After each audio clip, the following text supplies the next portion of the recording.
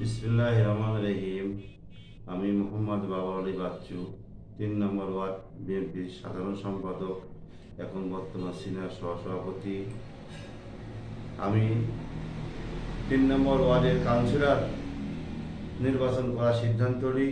নদে কিছু কুচক্র বাহিনী আমাকে বাধা প্রয়োগ করে বিভিন্নভাবে।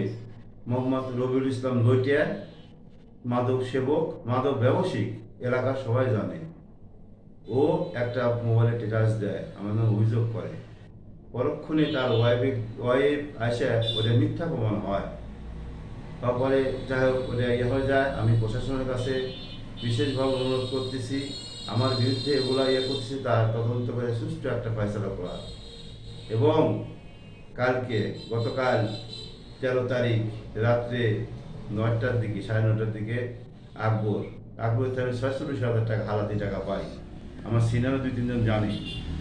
আমি কাল টাকা চাই, আমাকে বহুত দিন টাকা ঘুরাচ্ছে, আমাদের টাকা দিয়ে দাও। ওই টাকা না দিয়ে আমাকে হুমকি দামকি দেয়, দেওয়ার কারণে আমি টাকা দিয়ে যাও বলি ওকে। বলো বা যাই হোক, তার সাথে দু কথা হয়। ওই হলো সিটার, অনেক লোক টাকা পাবে, আমাকে টাকা না দেওয়ার তালভানা করে আমি চলে যাই।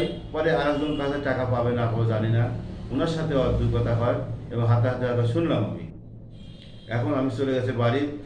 পরে এখন আজকে থানার থেকে আমাকে ফোন দেয়, আমার অভিযোগ করছে আমি ওদের টাকা চিন্তাই করছি, কিন্তু ওখানে আরও লোক ছিল। তদন্ত করে দেখুক প্রশাসন, আমি যদি বাস্তবে চিন্তাই করি তার আমি দায়ভার নিব।